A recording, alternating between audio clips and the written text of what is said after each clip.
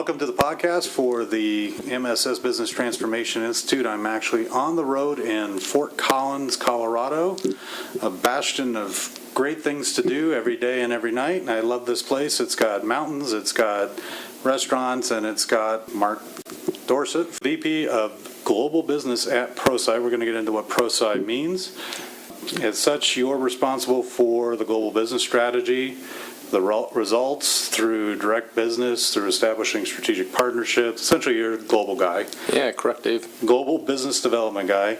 And you're not new to this. You are a VP at PTC, a global provider of technology platforms, and before that you were at EDS. So correct. You like traveling the world. I've had plenty of experience with that for a number of years. You are absolutely right. Now, I know exactly how many countries I've been to. Do you know how many you've been Well, to? the sad thing is I actually have kept track because it's kind of interesting. Well, it is 47 now. Well, you got it. And I right, do know too. it's a race for sure. Yeah. And you like traveling? I enjoy traveling. You know, it's not always glamorous, but I really enjoy getting to interact with different people and different parts of the world and different business cultures and ways of interacting. And I think that's kind of similar to some of your passion, isn't it? Well, that's why I come to these games. So we're the Global Affiliate Network meeting for Prosci this week. And my organization, the Business Transformation Institute, is part of that. But the reason I come is to be around all these people from all over the world who work with Prosci. One of the big conversations I've had was, what's the most interesting food that you've eaten on your travels? There have been some times when I've been in places like China, and I'll use a specific example, where after we had dinner, I was told it was scorpion. Now, at first that sounds probably like, oh my gosh, it's scorpion, aren't they poisonous? No, of course the inside meat is not what's poisonous, you just got to watch out for the tail, but every once in a while you get a surprise and going, oh, that was kind of tasty, what was that? And you have to learn sometimes, just don't ask ahead of time, because it might gross you out. So I was with the folks from Taipei here, and I was telling them that I've had stinky tofu. Mm-hmm. Have you had that? Sure. Oh, that and natto out of Japan. Those are the worst possible foods to ever eat. Yeah, I'm with you. And I got tricked into eating natto because I always say I want something local, so that's what they gave me. And then after I ate it, then I said, oh, that's, who eats this? How many, you eat this when your kids are, oh no, we don't eat that junk. But you asked for it, right? They tricked me. So first thing we should start off, because this is a business thing, we can't just talk about our travels, although I'd like to. Tell me a little bit about how you got into change management and then ended up in this role in Prosci. Yeah, it's a good thing. It's an interesting one. You mentioned that I was with a global technology firm prior to joining Prosci, and I was involved in our implementation unit for the software. So the consulting and education services to help clients use this stuff, this technology, this software.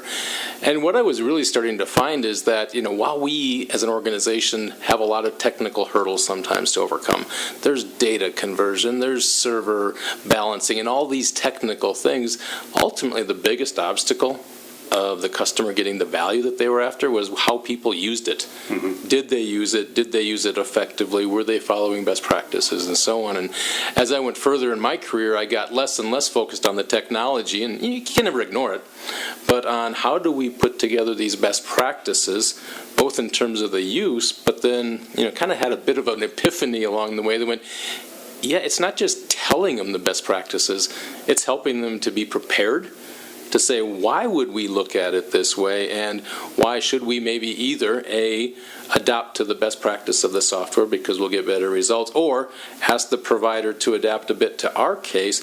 But in either case, you're helping the employees prepare for that adoption and usage of the new thing. And so that was a bit of my journey in terms of becoming more interested in change management.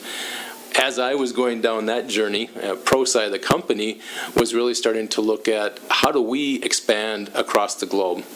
And there had been a few things started before I got here, but I'm going to describe it as kind of a hobby, more by accident than by intent.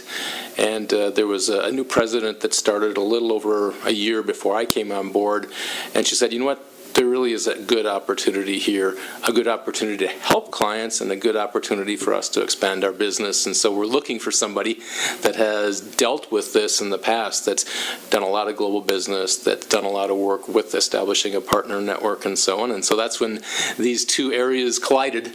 And I learned of this opportunity and they learned of me, and we found it to be a good fit. So yeah. It's interesting. First of all, let's be clear. Prosci means professional science. it does. It's traveling around the world, and you can maybe guess at this as well as I make the first entrance into a place. I hear some interesting derivations of how to pronounce Prosci, Prosci, Prosci, and many other different ways, but you are absolutely right. The word comes from the contraction of professional and science, and the thought process is, ultimately we're providing professional services, which you tend to think of as consulting and advisory and training and all these things, but based on a scientific method, not just someone's good idea, of which there's a lot in the world, but how do we blend these two together? And so ultimately what Prosci brings, or the approach that we bring, is to say we're going to do research, we're going to conduct the science to understand what is working. How do people really get, or organizations get, better results from their initiatives? Let's understand what works. Let's understand what are the greatest threats to that working, and put that into a repeatable process and methodology that people can actually follow. And so that's where the words come from, and it starts to describe a little bit of who we are, or the approach that we bring to this discipline of change management. You've done a lot of research. I know. Let's be clear. I'm a trainer in this. It's very self-serving to do this podcast. And I'm supposed to know all these numbers, but then I wouldn't be interviewing you. Right? Yeah. So, tell me a little bit about the research. That's just briefly. We don't get too deep. Sure. So this research has been ongoing, continuous now for 20 years. And like I said, it interviews people to understand, of course, the characteristics of their organization and the types of projects they're working on and all these kinds of things. But then really looking at, did they achieve their organizational benefit? Things like improved client satisfaction scores, reduced employee turnover, reduction in cost, increased revenue. I mean, real business and organizational results. And we started to look at, when did you achieve these and when didn't you, based on how well you helped people prepare for that journey of adopting and utilizing a new approach. So we've been doing that for 20 years. It's a continuous process where we refresh some of the same data to see if the trends have changed, and we always add in new things. For example, last year we looked at things like, how do you deploy change management into an agile project environment as opposed to something that was more traditional and very sequential? And so those are the adaptations and some of the fun things that keep it really interesting. Yeah, and what I'm impressed about it when I give it, because I did change management, and then I came in and learned the Prosci methodology, and I went, I wish I had had this before to actually do the things that I now know how badly I screwed up in the past, right? So, but it's very visual. It's basically you can get the whole process on one page. You can understand it very intuitively, very, very quickly. What I really like about it is when people go through the training course, they're actually learning something about themselves as well, and they always come out and the ratings are great. It makes me look good too. So Absolutely. I appreciate that well, but when we get down to it, it's really about creating a structured process for change management. Structured and very repeatable. Okay. That's the core thing, and I'm sure you in your past probably had some good success doing change management, and some of the concepts are not that difficult. To use the term, it's not rocket science in order to do this. But what's important, for organizations is to say, I need to do this consistently and repeatably. Whether it's Dave or Mark or Lucy or Becky or whomever that's doing some of this work, just like a project manager, we need to understand a certain amount of predictability. And so if you can put together a framework and some tools and a methodology, then you can do it consistently across multiple projects rather than just being reliant on the skills of Dave or Mark or some other person. And then and the other thing is to build the competency across the organization, so you don't have to do this get up to speed on this over and over and over and over again, build it in the DNA. So, but when we think about why change management, so Prosci is growing rapidly. You went through numbers with us this weekend. I'm not going to repeat them here, but I almost fell out of my seat. But why is it? Why is change management suddenly a thing? It just seems like suddenly it's a thing, suddenly it's a discipline. I would say it's not suddenly. Yes, maybe the observations from the world marketplace are kind of suddenly, but the history or the beginnings of change management actually go back, even 40 or 50 years with some bright people who started to write down some concepts. But it was really in the last 20 or so that it became a discipline, to use the word that you just said, and that is just like you see organizations have people that specialize in project management. They specialize in being a belt level person with Six Sigma or Lean or something. You're seeing organizations put people in place that specialize in change management so that they can accomplish those things that we just talked about in terms of being repeatable, developing some expertise. Because while there's a certain amount of logic behind this that doesn't seem overly complex, but yet dealing with people is a pretty complex topic. Sometimes I'll go through and say, as much as the technology that I used to deal with can be difficult, and it was, getting people on board to want to get in that boat to go from island A to island B, though it takes a lot of work and there's a lot of sophistication You don't mean involved. they don't just do things because it's good for them? Don't we all wish that was the case? This is probably an exaggeration, but even when you think of the impact of a multi-generational workforce, to an extent, and I always say maybe a little bit of an asterisk next to this, my father, who's now retired, but when I think of his work generation, more or less, it was the boss said something and the old adage, the person would come back with how high, because you wanted to be a good employee, and that's how you got ahead. Okay, maybe that's a little exaggeration, but that was fairly typical of the work patterns. That is not what we expect employees today, and that's not their expectations of the workforce. So we have to not coddle them, but we do have to prepare and manage the process in order to get better results at the end. Well, if you don't have employees that are questioning why they're doing something, then you're probably not. They probably don't care. Yeah, honestly. and they're probably not the best ones for that role anyway. Yeah. So it is a different. And my My father was military, and he worked in a command and control structure. But even the military has changed. Yeah. And I've seen examples. There's a book called Turn the Ship Around, where they're talking exactly about how they are changing the way that they manage people. And I met a guy the other day who was on that ship after they had done the change, and he had gone from a command and control structure to an open structure, and from just going from one ship to the other. And he was talking about how hard it was for him to actually accept that. Exactly. So it's pretty interesting how everything's changing, but it has to really, because we're in a period of exponential change. I think everybody probably felt that whenever they've been around, but I mean, it's true now, where technology is changing faster every day. The more markets, more competition, more global, et cetera. I don't have to repeat all that. Anybody who's listening to this podcast probably has already realized that. But that's why this as a skill set is becoming more and more important. It really is, because, I get the chance to work with a lot of very multinational or global companies. And we frequently talk about things, well, what's the impact of culture? And how do you prepare people for change? And it's very easy to make generalizations, if you will, and to say, well, if you're in the U.S., you would expect this versus France or Germany or China or Japan or Brazil or wherever it might be. And while there are often a certain amount of consistencies that you might expect in a certain geographic area for various reasons, but what I also see very clearly is that there's a company culture. That if you're a multinational company, there's a certain culture that permeates throughout that, no matter what country you're living in. And so you have to learn, how do you manage a change across geographic boundaries, across generational boundaries, across people who may have been there for 10 years versus 1 year or 20 years.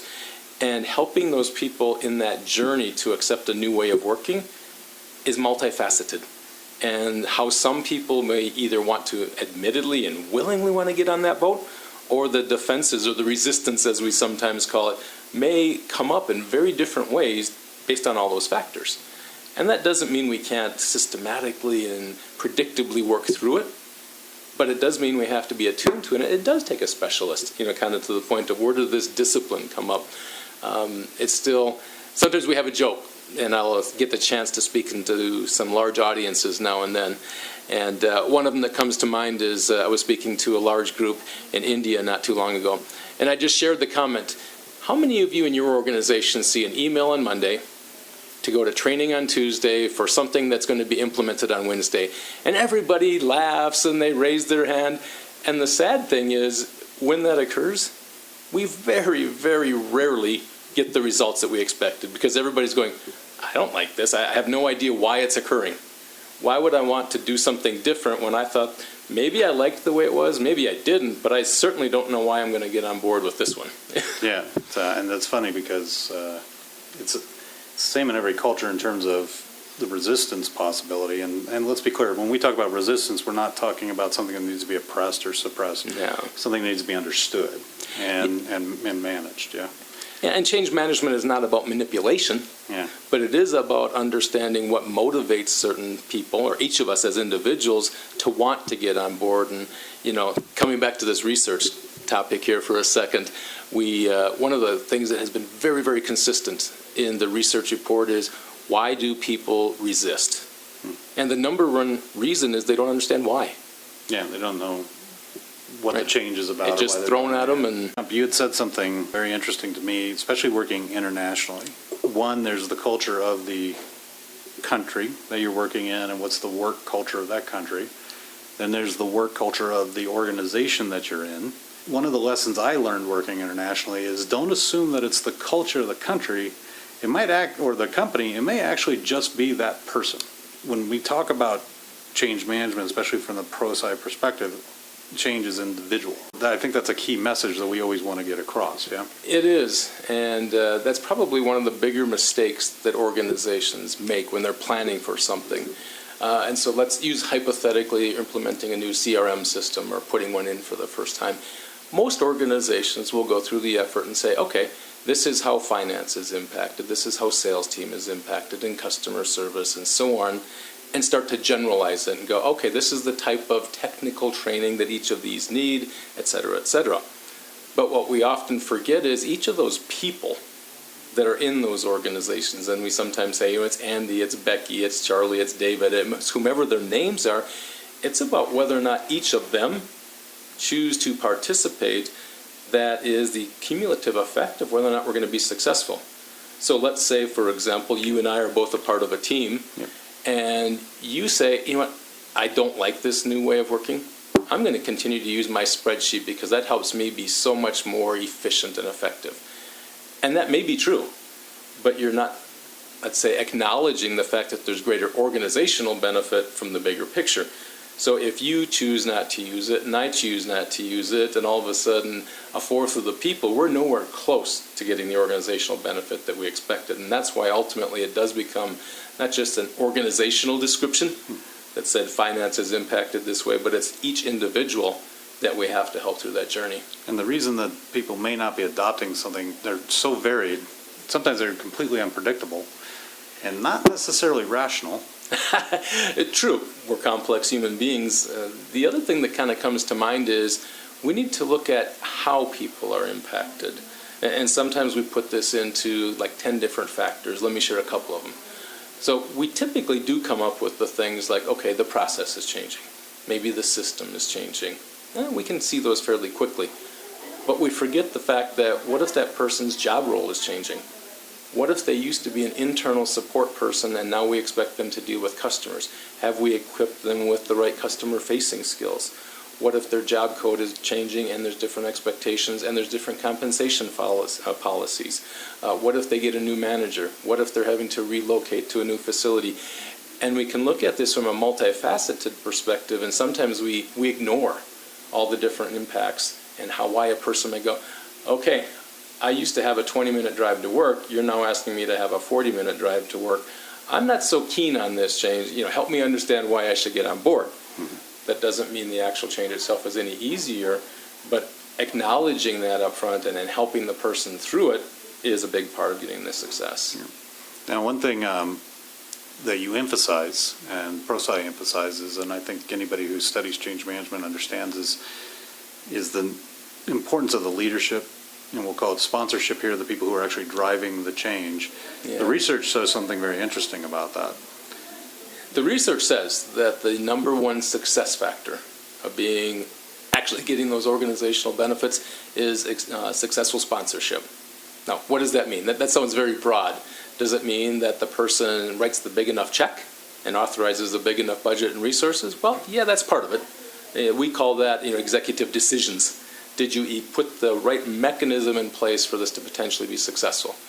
But what we're talking through the leadership, or what we've learned through the research, is that executive sponsorship needs to include being active and visible. Not just a kickoff at the beginning, but actually being interactive with employees so that they can understand the why of the change. So you can't just send out an email and tell everybody to change and then leave it at that? Yeah, typically, and sometimes I've been guilty of this, right? If you're in a leadership or executive role, hopefully you're thinking about the future. And it's very easy to say, great, I've got that project kicked off, we got the right budget, I know we've got a strong project manager, I'm thinking about the things that we need 6 months and 12 months in the future. But what the research says, if we don't stay with that project all the way through, not even to the go-live date, but afterwards, so that we are effectively adopting and utilizing it, our chances of success are much less. So there's being that active and visible. Yeah. The other part, and you know this, David, but it's building coalitions. And what we've learned is, think about the types of changes that we do today. Very seldom are they limited to just one person or one department or one function. They're often multidisciplinary and across multiple portions of the organization. And you have to develop sponsors across the organization that are willing to lead this with you. And so understanding who's for you, who's against you, do they understand the same principles of change management that you do or not, is all part of building an effective sponsorship. So that's the A, the B, and then there's a C. We like to keep it simple. The C part of being an effective sponsor is to communicate.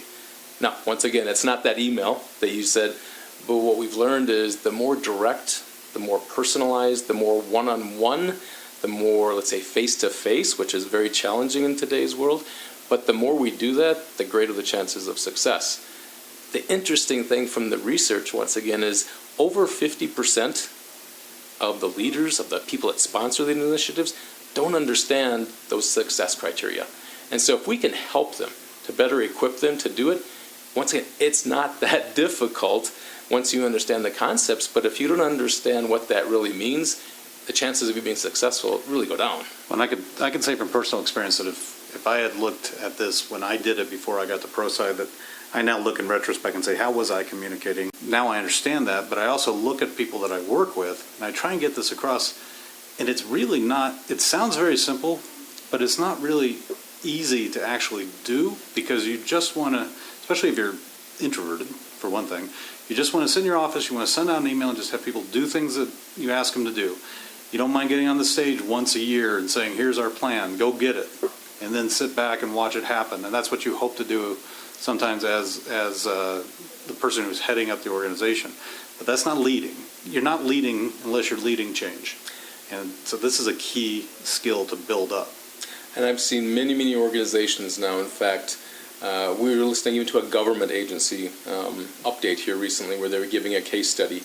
And within the FAA, their leadership criteria, or their criteria for promoting at a certain level above, is that they have to demonstrate certain characteristics of being able to lead change.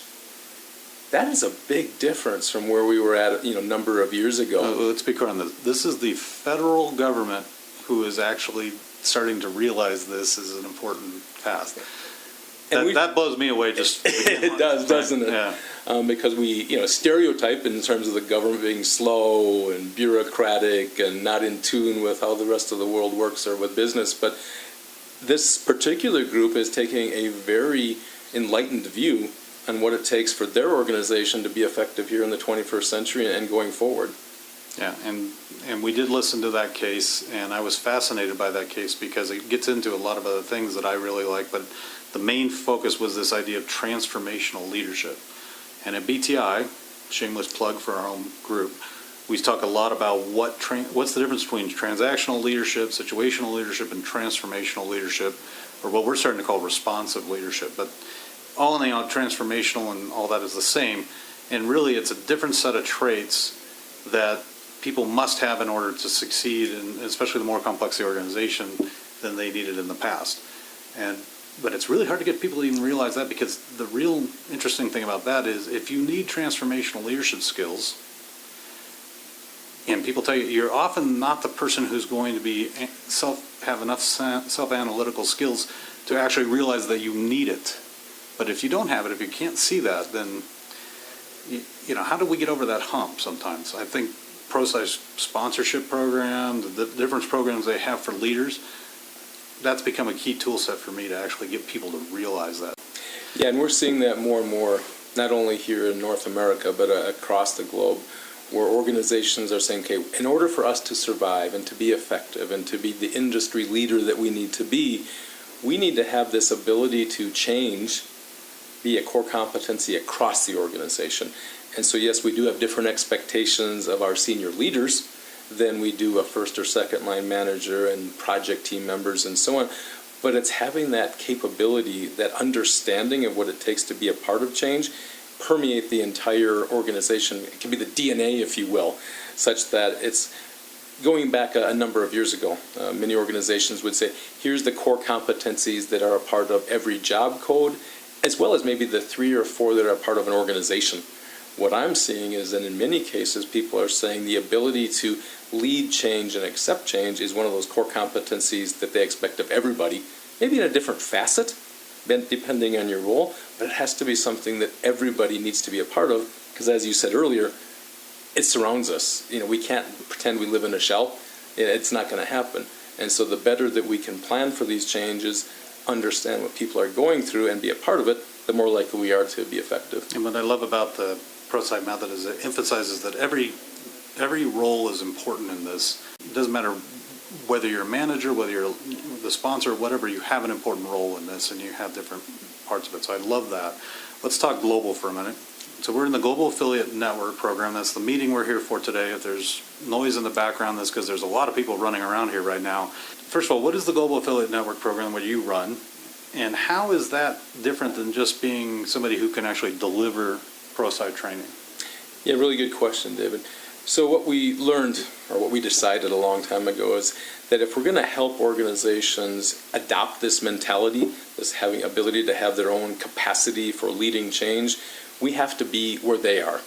In other words, if you're sitting in America and you come up with something, you cannot expect that you're going to be effective remotely, first of all, but even making travel plans to go to Brazil, to go to India, to go to China or Western Europe, you need to understand the cultural adaptations of how to apply change.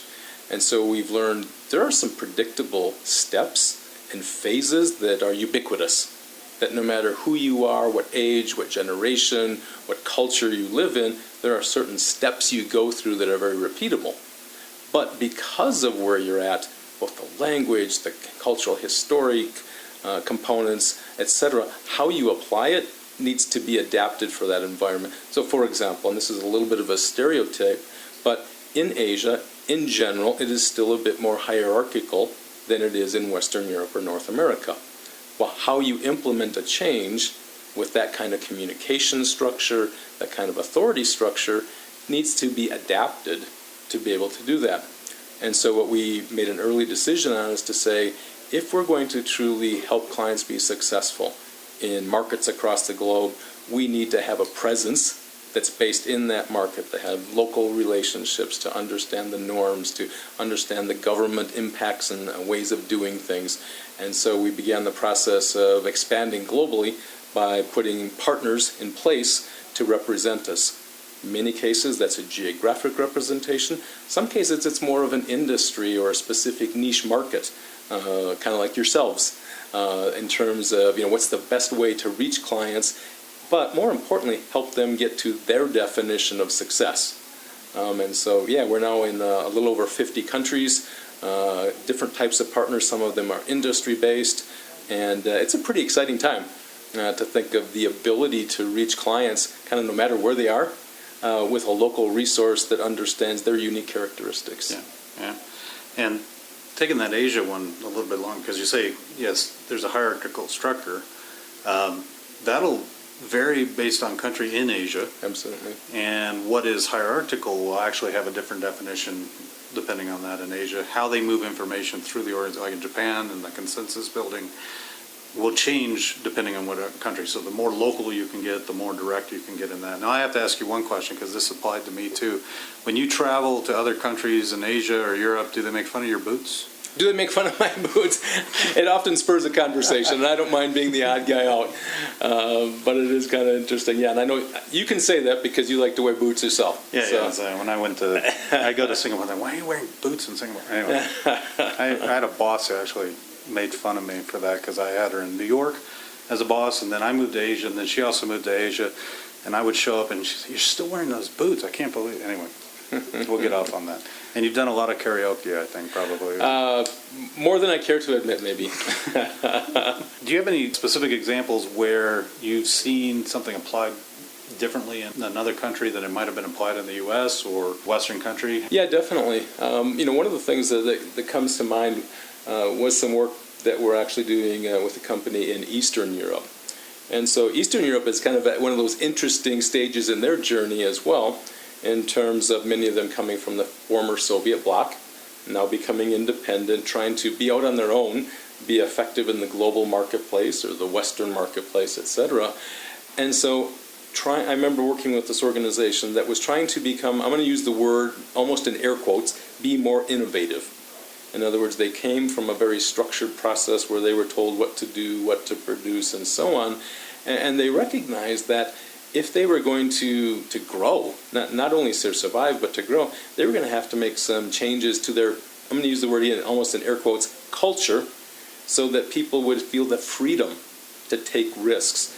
So in the past, they were discouraged from any kind of failure. Do not look like you disappointed the boss, kind of hierarchical, and that type of thing. And they wanted to remove some of that mindset. And so in this case, I wasn't going to come in and say, well, I think you should do X, Y, or Z to become more innovative. That was for them to figure out. But once they said, here's the characteristics that we're looking for in terms of our work styles, in terms of being more open to trying things and not always having 100% success, now we can put the change management plan in place to reinforce that so that we can prepare people to say, these are the things the company wants to do. This is going to be stretching for you. Here's the reason why. So we're going to start with the why. And then we're going to focus on, do you personally want to be part of this or not? And how do we start to work with you to get past that desire to be on board or not? And then give you the knowledge to say, okay, how do I actually start to apply this? And so I can think of an example there of a company in kind of Eastern Europe. They're still on that journey, but I can say that they're becoming a regional player. And I'm going to say seeing some pretty good success out of it. All right. I want to close a little bit by talking about Prosci itself. Because Prosci, growing at the pace it is got to be going through a lot of change on its own. It was also just last year, there was an ownership change. When you look at that as a personal case study, is Prosci very good at applying its own methodology to its own change, or is this more of a matter of surgeons shouldn't operate on themselves? I laugh because we're not perfect. I can think of a couple examples that come to mind where we very specifically and intentionally did, and think of some others that kind of slipped under the rug without really applying it in the way that we should maybe. For example, a couple of years ago, we said, you know what, we're probably pretty good at doing transactions with individuals. We will have you come to one of our training programs. We'll give you the best possible experience that we can, give you some tools that we really help you be successful, and then more or less send you on your way. And as we started to look at how successful everybody was, we're going, maybe this should be a bit more relationship oriented so that we can continue that journey with you. But there was 15 years of history of doing transactions. And so we had to come up with our own journey, if you will, and ultimately we called it the transaction to relational journey. Not very creative, although we could call it T2R for an acronym. And we had to put some initiatives in place to say, what are we actually looking for? What does that mean? And so, yeah, we did. We started with, okay, now we understand the objective. Let's start to prepare people for that journey and put all of these things in place that follow this ADKAR model that I was just describing a little bit. And I think we did that one pretty well. But I can also think of some things, for example, when we've implemented even some new technology ourselves. where we kind of just assumed that, well, it works. It's an improvement. And, people are going to want to adopt it in the way that they should. Because it's great. Because it's great. It's the right answer. And we occasionally stub our toes and go, oh, man, we really should have done a better job of doing a change management plan ourselves. So, it's interesting. Just because an organization becomes good at it doesn't mean they're always perfect, and there's always room for improvement and learning, for sure. Well, there's always those circumstances where you think it's not that big a change, so why do I really have to do all this? But in fact, the model's scalable, the approach is scalable to the change. It may just be a matter of checking things off and saying consciously, no, we don't actually have to go through that. But it's very easy to become lazy when it's not that big a change, and then you realize, oh, geez, we got to go back and do it again, or we didn't get what we wanted out of it. Now we spent a lot of money, right? And we didn't get the results we wanted to do. But, yeah, either spent money or at least time. Yeah. Right, and so that implementation to getting results took longer than we expected. And yeah. Now two things I want to clarify, because I've been thinking about this as we've been talking. First of all, technology implementations are often the examples, and that's often the change that people are talking about. But this is good for any kind of change. And it's applicable to any kind of change. Mergers, acquisitions. New facilities, combining two groups into one, restructuring in terms of who your boss is going to be. Like I said, going through a change where you're defining or redefining the expectations of your performance your performance model for human resources. All of those are examples of change that go beyond the technology ones that get a lot of press, if you will, and are big. Because there's a lot of technology changes that and we they're all more go definite. through. You can tell if it worked or not. Yeah. Almost. Whereas the more cultural things or the more personal things, it's more subjective. But it is a little more subjective, but you instinctively know when it worked and when it didn't. Yeah. Absolutely. Yeah. The other thing I wanted to clarify was the ADKAR model. We referred to it. Sometimes people may not know Prosci, but they'll know ADKAR, because that's very famous. Briefly, what's ADKAR? Yeah, very good. So as you just said, sometimes people know ADKAR before they know Prosci. ADKAR is an individual change model that is a very predictable series of steps that we go through for any type of change. As you said, it could be at a personal level, trying to establish a new habit like exercising more, or something that we go through at work. It stands for A, the awareness of the need for the change. Am I aware of why something should occur? D stands for desire, meaning I choose to be a part of this, or I'm choosing not to, but that's the desire. Knowledge is the K.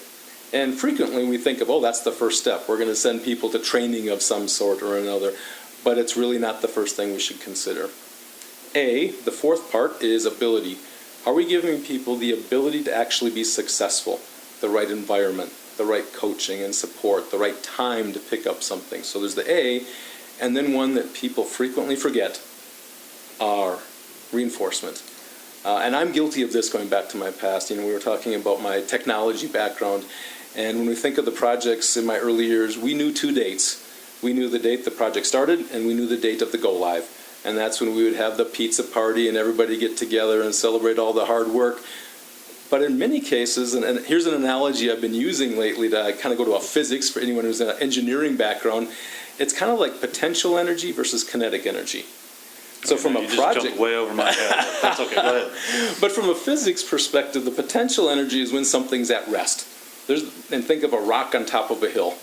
It's sitting there. There's the potential of some energy. Once it gets moving, it becomes kinetic, and you're actually seeing results and things occur. Well, in many cases with our projects, it's potential value leading up to that go live. But you're not getting anything until after that go live, and you're getting that kinetic portion. But just because the rock is starting to move doesn't mean it still doesn't require some support. And so what I see often is that R gets missed, and we don't get the results that we wanted to. So we see a couple of mistakes. People jump to training before they deal with the awareness and desire. And the second key mistake is people forget about the reinforcement to actually make it permanent and a core part of just the standard way of doing things. Yeah, and then in the larger process where it's there's three major steps, and reinforcement's the last one. I always try to warn people not to think of that linearly. Right. You prepare for reinforcement at the beginning by setting your metrics, your goals, what are you trying to achieve, and then reinforcing that you're all the way through. And so it's not a linear process in that sense. No, it's not, because as you just said, you're reinforcing all the way through, because it's very easy to take a step back if you're not. I really appreciate your time. I know you have an extremely busy day and you have to run off. You did a great job leading this meeting this weekend. You have people from how many different countries here? There's 22 different countries and 6 continents. Yeah, and then people joining in on the phone and all this. It was a great meeting, great examples. If people want to get a hold of you, how do they do that? A couple of different ways. So first, I'm on LinkedIn. Feel free to connect on LinkedIn. My email address, so it's mdorsett, that's our connotation, MDORSETT @prosci.com, would be 2 good ways of connecting. Yeah, or just go to prosci.com if you're interested in learning more about Prosci. Absolutely. And of course, you could go to mssbti.com, because we also do program, there's different types of programs that different types of people can deliver, but reach out either way. So Absolutely. Thanks again. This has been a great podcast, a great weekend, and Thank you, David. talk again soon. It's been a great pleasure. All right.